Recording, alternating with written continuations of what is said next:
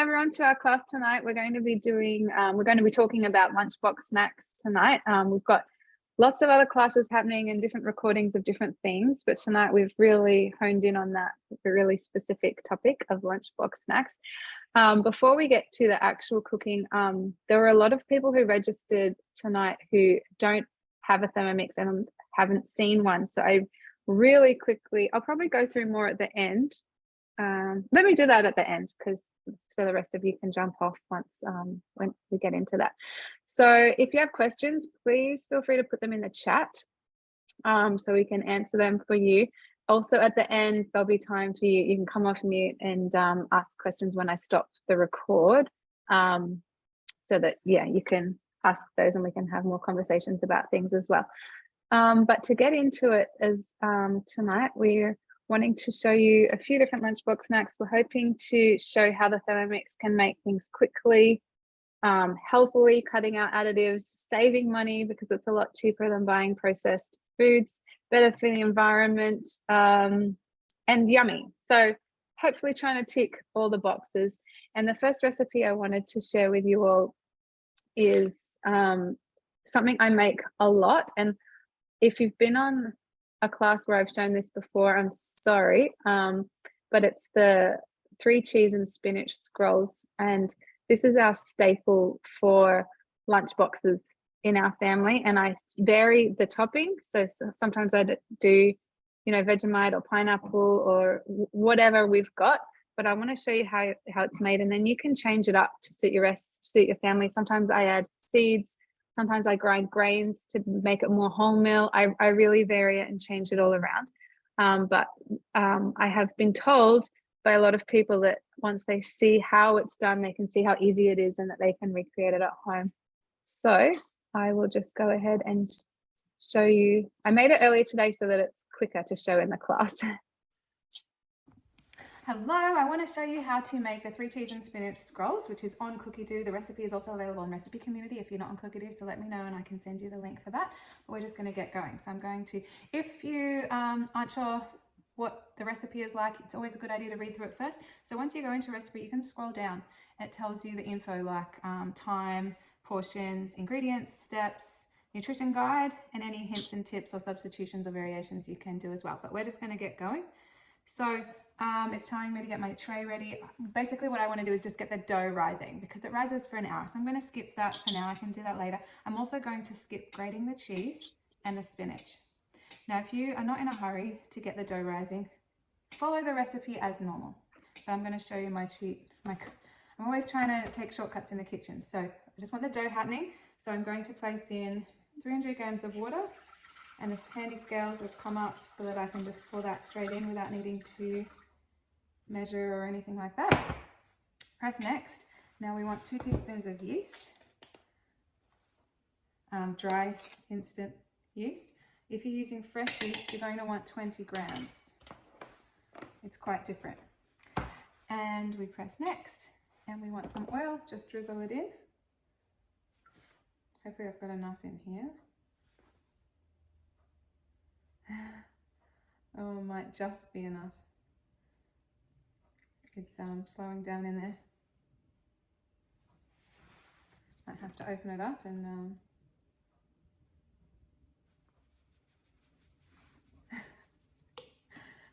sorry. Okay, that'll do. Looks good.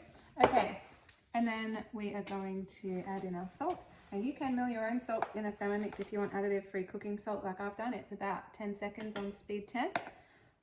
So you can just buy the rock salt. It's up to you, you don't have to. Everyone uses their Thermomix for different things. I just happen to care about additives, so I try and avoid them where possible. I'm putting the lid on, and we're going to heat that up for 2 minutes on 37 degrees. So the reason we heat that up is to activate the yeast. Anytime you're making a dough, you want to activate that yeast, and 37 degrees is the perfect temperature. It's your body temperature, it's a fermenting temperature. It's all scientific. So one of the things I love about the Thermomix is that you have that temperature control to ferment things, and then a little bit higher you can temper chocolate and work with milks even higher than that at 80 or 90, and then 100 to 160 depending on your cooking, what you're wanting to cook. So that's awesome. I will pause the video there while that heats up. So that has been cooking away nicely. I can see the yeast is forming some bubbles in there, and we're going to carry on. We're going to add our baker's flour. Now, baker's flour is different to plain flour. You can buy it in big bags in the supermarket or like fruit shops, Indian shops, Costco. It's at least 5 kilos, but don't be put off by having to buy a big bag, because once you start making doughs, you're going to want that much dough, that much flour to make your dough. Baker's flour, it has more protein, it's more gluten. It's like the wheat has been grown at a different altitude to normal wheat that makes plain flour. It's all scientific, whatever, but it makes a really good, nice, strong dough. Also good for pizza, bread, pizza, buns, those types of things. So now we're going to put the lid on, and this time we're kneading. Actually, we're going to mix it together for a few seconds to combine it, and then we're going to knead. So, but the Thermomix tells you everything you need to do. So it's telling me to keep the lid on, and now we're in dough mode, which if you are not following a guided recipe, you would find in all your modes. It's the second one up the top, so you go in there and find dough mode. But because I'm following a guided recipe today, it's incorporated in there, and I don't need to go find that mode. So we will need that just for 1 minute, very quick. Okay, we're back, and we have our dough ready. So it's telling you to set it aside. You can put it in a bowl with a tea towel over the top for it to rise. I'm going to wrap it in my silicone thermomat because this really traps in the heat and gives it, like, makes it rise a bit quicker. The fact that we heated up the dough to 37 degrees means it's rising like quite quickly as well. But you want to put it in a warm place. So, oh, sorry, I didn't show you. As I tipped it upside down, I was twisting here so that all the dough fell out, and there's just a little bit left in there. I'll get in my hand. Just be careful, obviously, because the blades are sharp. If ever you want to get it off without putting your hand in, put it back on the Thermomix, turn it up to speed 10 just for like 1 second, or press turbo for a second, and everything will fling to the sides. I haven't needed to do that because I'm happy just to put my hand in. But so we're going to work this into a ball. You want to put it in a warm place. So I'm going to wrap it up in my mat and just set it aside. Some people like to fill their thermoserver with hot water and sit it on top. You could heat up your microwave for a few seconds, like 30 seconds, and then put it inside. Obviously don't have the microwave on while the dough's in there. Some people use their oven, some people put it in their aroma and have it on ferment mode in the Thermomix, so it's heating in there. Just wherever you can that it's warm. And we want to heat that up, rise it for about an hour or until it's about double in size. In the meantime, I'm going to grate the cheese. So in that 1 minute while the dough was rising, I was able to quickly dice some cheese. So to go back in a recipe, if you can either press the back button, and as I said, normally you just follow the recipe as straight. I just wanted to get the dough rising. But if I go to recipe detail, I can scroll down and then just click the step you want it to start at. So I'm going to click step 2, and it takes me back to where it's asking me for the cheese. Now this recipe asks for 3 different types of cheeses. I'm just wanting to be quick and easy and cheap, and so I'm just using tasty cheese. So it's all going to go in. We want 200 grams. And I haven't bothered washing my bowl because a little bit of dough remnants in my grated cheese that's going in my dough doesn't matter. So you can see I've got about 220 grams. I was just eyeballing it while the dough was rising, so that's fine. It tells me to put the lid on. And we're going to grate that 5 seconds on speed 8.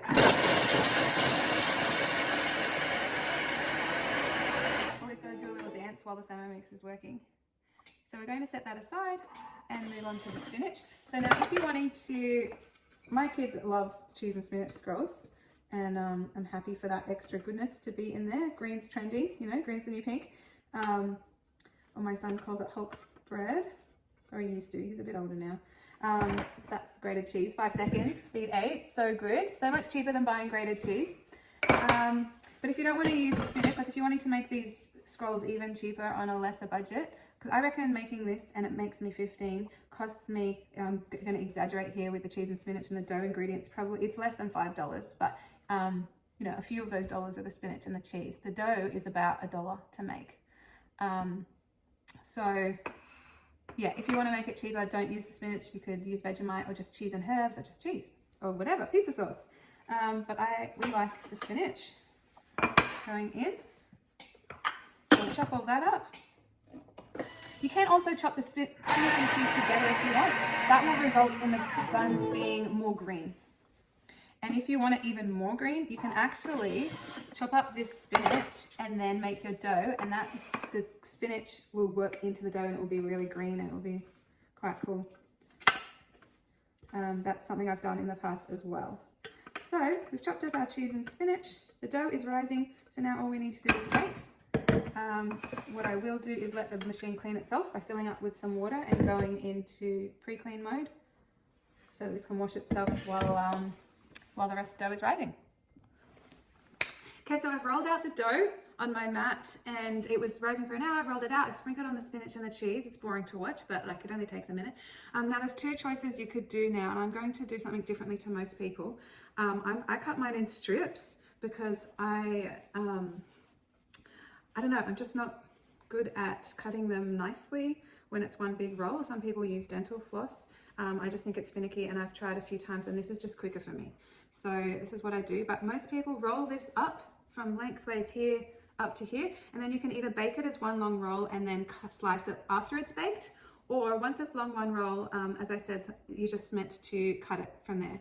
And you can use a sharp knife or dental floss, but I just find it easier for some reason. I think I must be a bit weird to cut it in strips and just roll each one. And I know it seems like it would take longer, but I think I'm pretty quick at doing it. But yeah, I think maybe try it a few ways and see what you like best. It probably was more with the cinnamon bun rolls that I started doing it this way, because the cinnamon bun roll dough is very soft and you know, a little bit stickier, like it's a little bit harder to handle, so it just seems easier. But yeah, I just kind of roll it up and place it upwards on the tray, and I get 15, and you can see the sizes I do. If you want them bigger, just do less and they'll be bigger. Like you can roll the dough so it's thicker, so it doesn't take up the whole tray. Maybe do half each, and then each one will be thicker. It's up to you. Play around with the sizes and shapes you like. If it's sticking to your mat, you can use your spatula to help you get it off, but I just find using my hands quite easy. So yeah, this is what I do. And then what's also different about this recipe is that we put it in a cold oven. So most doughs need two rises. You have the first rise when it's one big mound, and then you shape it into whatever shape you want, whether it's rolls or scrolls or buns or baguettes or cobs or whatever you're doing, and then you do a second rise. And so in this recipe, what we do differently to normal is that the second rise happens in the oven while it's preheating. So as soon as I've put these on the tray, I'll put it in the oven where I want it, and then I will turn it on to 200 and they will bake. And then, yeah, as I said, as the oven preheats, they will be doing their second rise and continue on baking, and I will show you the end result. But yeah, that's basically how I make my scrolls. If you have any questions, please feel free to reach out. But yeah, definitely for me, it's cost saving. I mean, I was really exaggerating before. I really think it's only $2 or $3 to make all these scrolls, and additive free and tasty, and the kids love them. I always get this extra cheese. What you can do now, see, I do 3 rows of 5, but you can do whatever. I think the recipe says 3 by 4. I just flatten these out now. They will push back up again in the oven as they're baking, but I just push them all down and get all this extra cheese that's on my mat, sprinkle it over the top. You know, it doesn't have to be too even, but I just don't like to waste it. And it makes, you know, grilled cheese is yummy. So there we go. That's going to go in a cold oven, and I'll show you the end result when they're done. I can show you the end result of the cheese spinach scrolls now. You can see they're baked in the oven. You can tell they're done and they're brown.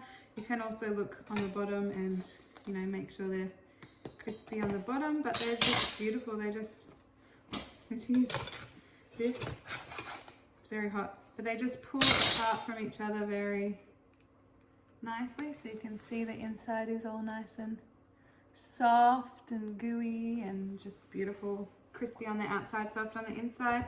And then we've got scrolls. I put these in the freezer once I've cooled down, and then each morning the kids grab one from the freezer, put it in the lunchbox by lunchtime. It is defrosted, ready to eat, and they love it.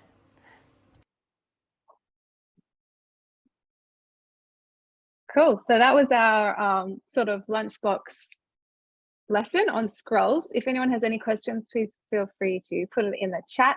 Other options for your breads are to just like you can make a loaf bread. I didn't mention that in the video. You can make a loaf that slices really nicely.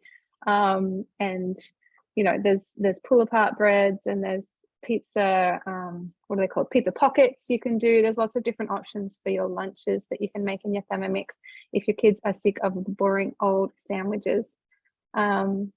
Another thing my kids often take for lunch are leftovers. They have a little thermos, and so if I make a lot of pasta or fried rice or something the night before, they can heat it up in the morning and put it in their thermos, and it should stay kind of warm by lunchtime.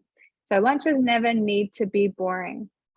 Rachel's saying, I missed what you said about cooking them in the oven, second rise. Oh, so just in that recipe, and I love doing this for breads, because most doughs need 2 rises, you can put it in the oven before turning on the oven. So you put it in the oven and then turn it on, and the bread does its second rise while the oven is preheating. So for that, I turned it on to 200, and it takes 15 minutes for my oven to reach 200. So while it's cool and starting to warm up, the scrolls were just rising more, because once the oven reaches, if you put it in a hot oven and it starts baking too quickly, the bread won't be able to rise because the yeast will be dead then. So it needs to be rising at a warm temperature, not a hot temperature. Does that make sense? There's 2 options. You could just leave it out to rise, do its second rise out on the bench, and then go into a hot oven, or you could put it in a cold oven, and while it preheats, it's doing its second rise then. Then are we adding extra time to it then, or less time? No, every oven's different, but they cook about 20 minutes, I'd say. So while it's reaching the temperature, they rise and then they start baking, and it's still only about 20 minutes. But in that 3 cheese spinach scrolls recipe, it caters for that time. So if you're doing it with a different recipe, you just need to watch the oven. I kind of stick around because you don't want to burn them. That's not nice, but you can tell when they're done. You'll smell them and you can see that they're browning. So yeah, so that's the scrolls. The next recipe I wanted to show you is actually from Fidesz. This is not a vegetarian one, sorry Rachel, but we were trying to show things we haven't shown before as well. And this is a chicken recipe. It's very interesting. Oh, sorry, I have to open it. I haven't made this before, and I think this is quite interesting. So we will see what you all think of it. Where is my button? Okay, so Fidesz is going to come off mute and talk to you. Sorry, Fidesz is another consultant in our team here, and she's going to show you how this recipe works. Hello everyone. So this is the chicken lunchbox loaf from Skinny Mixers. We haven't actually made this before, and this is the first time we've tried it. So it's pretty simple. So in here I've put the chicken and some paprika, garlic powder, and salt. And then you add a bit of olive oil. So we're going to be sending the recipes anyway later on, so you know the exact quantities. And then maple syrup, about a teaspoon. And that's basically what is needed for this recipe. So with all the ingredients in the bowl, you just need to set for about 1.5 minutes to speed 5,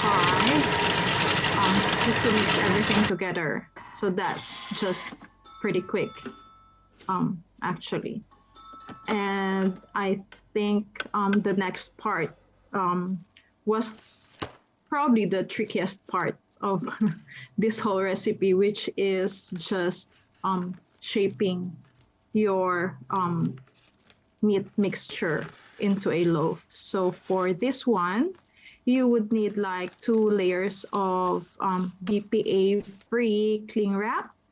You can use baking paper if you don't like to use the cling wrap for cooking. So just putting here everything into the wrap, and we're just gonna be rolling it into a loaf shape using the wrap. So yeah, if on the recipe, if you didn't want to use plastic, you can use baking paper and a cheesecloth and a string to help you with the shaping. So we're just rolling this one, making sure that it's tight and there's no air trapped inside the meat mixture. So like holding the two ends together and rolling it while pressing it so it's more compressed. You can make it as like as small or as big as you like, depending on how big is your wrapper. So just tying both ends, and then this is all gonna be steamed back in the Thermomix. So it was actually fairly easy to do.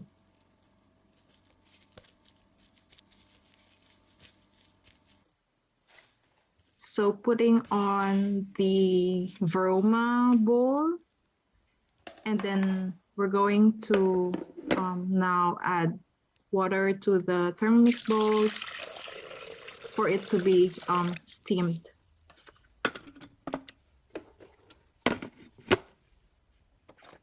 So it's, I think 35, yes, 35 seconds, Veroma, speed 3.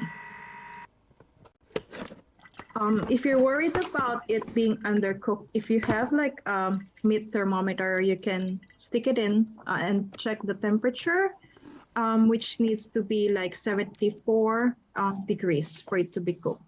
So it needs to be chilled for about 2 hours before you can slice it up. So after it's cooked, you can actually just slice it up like a loaf, a meat loaf or something.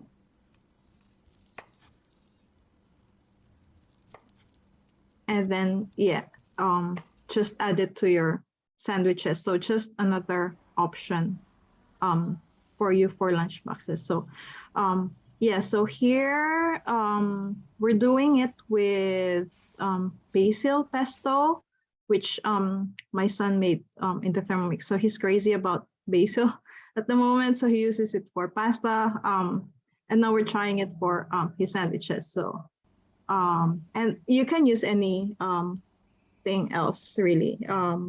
Yeah, so I think for the variations for the meat, you can flavor it with anything. You can use curry.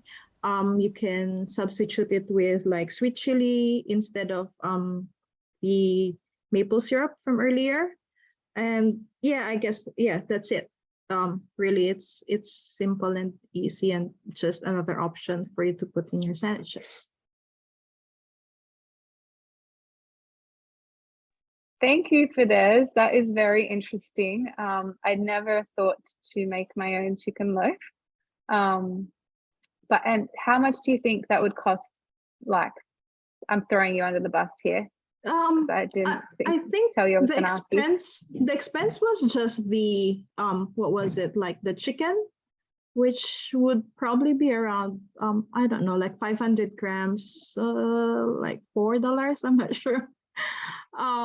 Yeah, and then the rest would be pantry ingredients, like everything that you have already in your pantry. And if you don't have like maple syrup or garlic powder, if you don't want to use it, it's optional. You can flavor it according to what you have. So, like you can use curry, sweet chili sauce, whatever is in your pantry, or like sugar or something, whatever. Or you can just keep it plain like salt and chicken. So then to buy chicken loaf from the supermarket, it's about $30 a kilo or something like that, right? Like it's about the same as buying ham, I think. I might Google that. Yeah, I'm pretty sure, but yeah.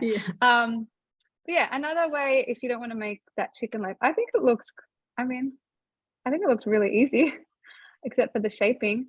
But another option I know a lot of people do is they steam their chicken in the Veroma and then shred it in the Thermomix, and they have shredded chicken sandwiches. And that's, different to buying your deli meat, which is your chicken loaf deli meat. But having shredded chicken is another option to do that you can make in your Thermomix really easily as well. So it takes like 5 seconds to shred chicken, like the whole chicken breast, right? Yeah. And do it on reverse speed 4. Yeah. Cool, thanks, Fides. Another recipe we wanted to show is making some morning tea snacks. So last week on Tuesday night this is something I wanted to do tonight, but Michelle did it last week. So if you want the recording of it, let me know and I can send it to you. But she made the chocolate zucchini loaves, which you can do in muffins or mini loaves, which is a great morning tea snack. So today I wanted to show you how to make the ANZAC Slice because it's just so easy. So I'll play that video now. I just did this afternoon. I wanted to show you how quick and easy it is to make ANZAC biscuits, or ANZAC Slice in this case, because it's even quicker than the biscuits, but it's a really good lunchbox snack to send. It's easy, it's cheap, everyone loves it. So preheat your oven, especially if you've already got something in the oven, it's a really good idea to make something else and make use of the energy you're using of already having the oven on. So I've got scrolls in there that can be the kids' lunches. So I'll make a slice that they can have a little square of as a treat in their morning tea. So yep, we get our baking tray ready and we're putting in our flour. As you can see, the scales just come up whenever you need them to. I feel like I'm going to make a mess of this.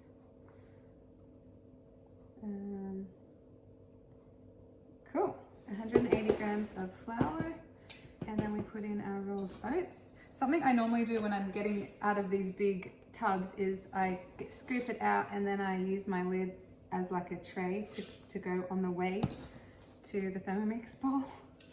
So can minimize the mess a little bit. So 120 grams of the oats. And then we are putting in some brown sugar. Now you can actually make your own brown sugar to save you some money. All it is white sugar with a little bit of molasses. There's a recipe on Cookie Do or Recipe Community. If you type in brown sugar, you'll see the recipes come up. It takes a few seconds. It's so quick and easy to do. So if you want to save more money, you can make your own sugar. Putting in some coconut. I'm just using desiccated, even though the recipe says shredded. I just buy 1 pound of coconut. I buy it in a big bag and that's what I have. And we are going to mix all that together. This is on reverse. So reverse is the blunt side of the blade. So it's not chopping up those oats. We just want to mix all those dry ingredients together for 10 seconds. And then it's asking us to set that aside into another bowl. So we can melt our liquid ingredients. So it asks us to put in the butter. This is one thing I love about the Thermomix is that it heats as well and it's all there. So we're putting in, I didn't get a spoon. Yeah, so normally the old-fashioned way of making ANZACs is you have part on the stove and you've got to be stirring it and there's an explosion with the bicarb and then you've got to put it in your mixer with your dry ingredients, but this all happens in here, which I love. Another thing, so now I'm putting in 2 tablespoons of golden syrup, and one thing you can do also is make your own golden syrup, and it's water. Let me see if I can remember. I made this, it's been a little while. Water, sugar, and a slice of lemon, I think that's all it is. It's so cheap. It's just, you're basically making a sugar syrup, but you're cooking it down a lot to be very, very syrupy and golden, as you can tell. So you're caramelizing it. And I just save the store-bought container to pour it into once it's cooled a little bit. See if I can get all that out. So yeah, look up the recipe for golden syrup. It's also on Cookie Do, also on Recipe Community if you don't subscribe to Cookie Do. These recipes are everywhere, and if you can't find them, please let me know and I will send them to you. So we put our lid on, so we're just going to be melting the butter and the golden syrup just on a low speed, 60 degrees. So, you know, when you're cooking on your stove, you can't tell what temperature it is and you don't know what you're doing, and it's very easy to burn your butter because butter has a very low smoke point. So love the Thermomix is all formulated to do that for you, so I'll melt that. Okay, so that has been melting away. And I've had a look and I can see now it hasn't quite finished melting. So what I'm going to do is press the back button and just do that again. It won't need 2 minutes, but maybe another 30 seconds. Okay, I can see that it's melted nicely now, and the recipe did say to prolong it. So for those who don't know what they're doing, the recipe does tell you, so that's good to know. I'm adding in half a teaspoon of bicarb soda now. Here's where it normally bubbles up on the stove, and it's bubbling up a little bit in there. And we want 2 tablespoons of boiling water or very hot water, which I was able to get while the butter was melting. So that's having a nice reaction in there now. And we mix that together. This is the part that's fun to watch as it bubbles up. And now we add all the dry ingredients that we had mixed earlier that you would have set aside in a bowl. I have 2 Thermomix bowls, so I set it aside. It would be okay just to put all the dry ingredients in separately now, but you might need to mix it a bit longer. Like obviously the fact that we've mixed all the dry ingredients together just made it a bit nicer. So this only mixes for 5 seconds.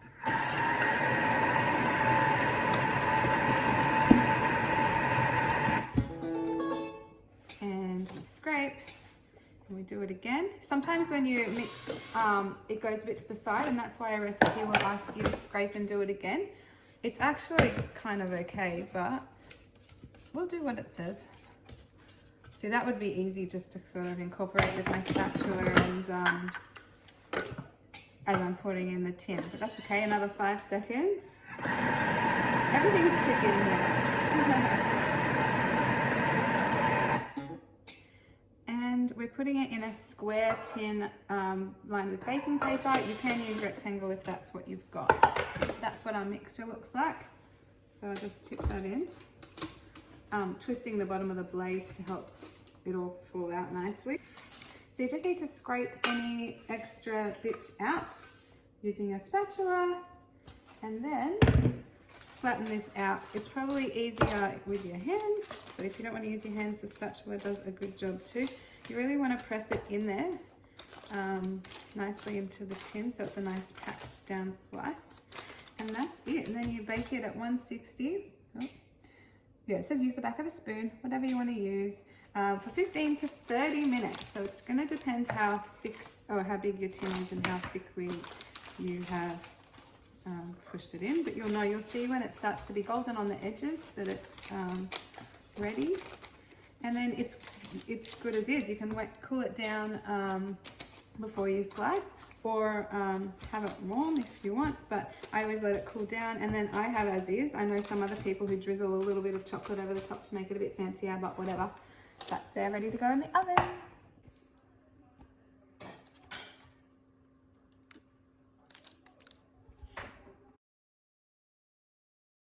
And that was our ANZAC Slice. So I wanted to show you now some other options. We were trying to keep tonight quick. We've gone just over half an hour, but there's a few other things I do want to show you for those who are on Cookie Do. If you're not on Cookie Do, you can get a free 30-day trial of it and see if you like it. There's also a lot of recipes on Recipe Community, and as Fidesz shared, on Skinny Mixes and other recipes, but there's so many things you can do in the Thermomix for your lunch boxes. So I just wanted to show you. I know a lot of people know about coming here and you can press and search for whatever you want. Like if you want it to be, bread rolls, you can just type in bread rolls and you'll see all the different recipes that come up for that.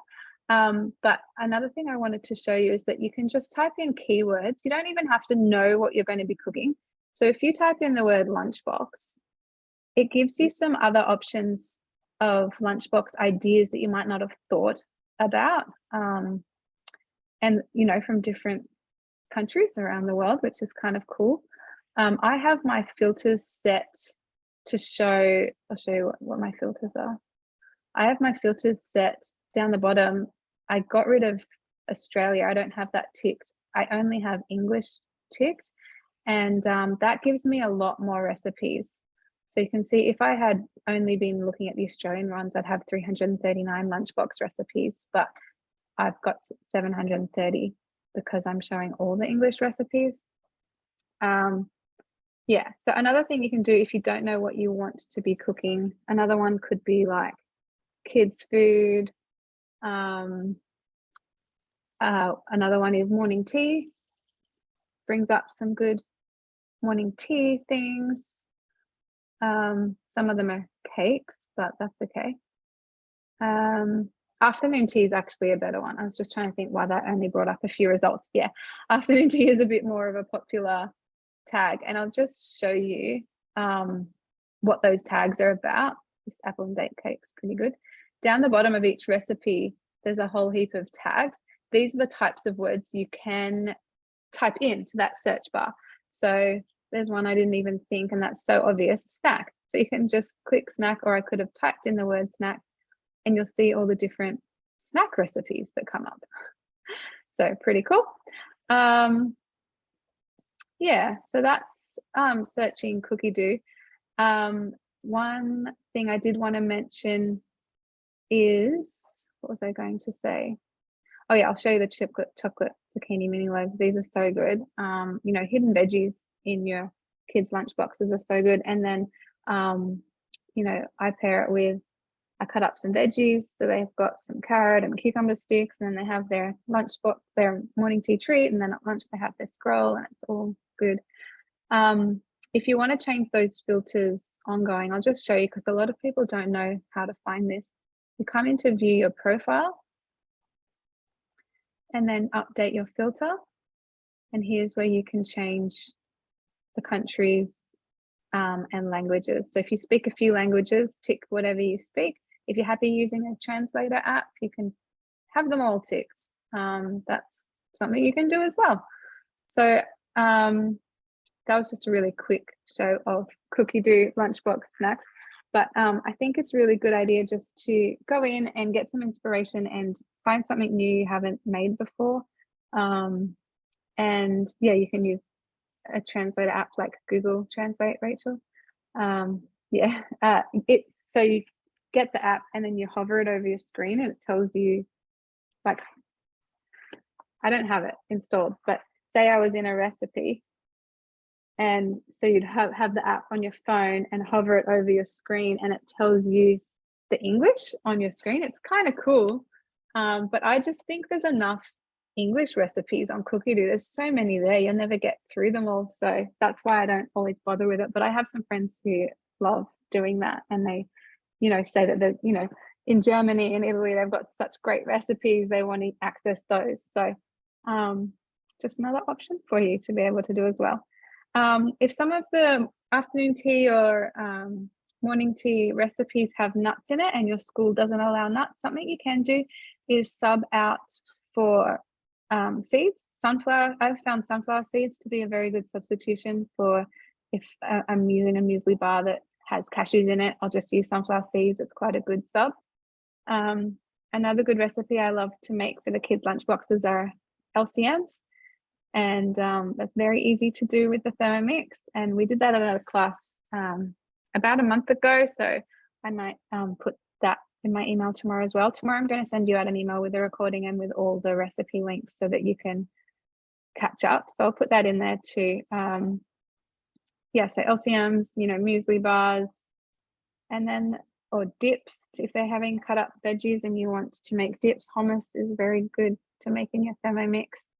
So yeah, that's what we wanted to share about Lunchbox snacks tonight. And I did just want, because there's a lot of people on, or there's a lot of people who registered anyway who don't have a Thermomix. I just wanted to really briefly show how what the Thermomix screen looks like when you turn it on. This is your home screen. So if you swipe over here, you're in Cookie Do, and here's where you can just type in anything that you want to cook. So if you want to make a muesli bar, you just type in the word muesli bar and see what recipes come up. And there'll be, you know, quite a few different ones. I've made a few of them. They're awesome. So much, you know, healthier and cheaper than buying the store-bought processed muesli bars. And then so when you're in a recipe, it's as you saw when we were making the recipes we shared tonight, that you can scroll down and see the info about it, or just start cooking, and then you follow it step by step, and it tells you what to do all along the way. Some guided cooking recipes have little videos in it to show you what to do as well. But if you're not following a guided recipe, you can come over here and use these modes. So the Thermomix does a lot, you know, with the inbuilt scales, it just makes cooking very easy. We've got dough mode. Turbo is a quick burst. The clean mode I use every day, love self-clean. Blending's obvious. Egg boiler's kind of cool. It's where you put your eggs in and your water and you choose how you want your eggs done, and then it just does it for you. So that's cool. We have a kettle mode to heat up your liquids to the temperature you desire. Warm up mode if you're wanting to reheat without using, you know, a microwave or a stovetop. It's just quite convenient to warm up. Thicken mode's quite cool to do your sauces, and it just does it perfectly, like bechamel or gravy or a hollandaise or a lemon curd, something like that. We have the absorption method of rice with our rice cooker mode. Ferment for making all your yogurts. That saves a lot of money as well, making your own yogurt instead of buying it. We have slow cook mode, sous vide, and the peeler. So a lot of things in your Thermomix. That's super quick rundown. If you have more questions about that, we have another demo on Thursday night, which is more general about the Thermomix, where we're going to be showing, you know, functions and benefits of the Thermomix. Tonight was very focused on those lunchbox snacks, but I hope it was helpful for you all. So yeah, thank you all for joining. I was trying to finish by 8:15. How did we go? Because I know it's all your weeknight and it's a school night. So I'm going to end the recording now, and then I'm going to, if anyone else has any questions about absolutely anything, I'll stay on for as long as you need and I'll answer those questions. Stop.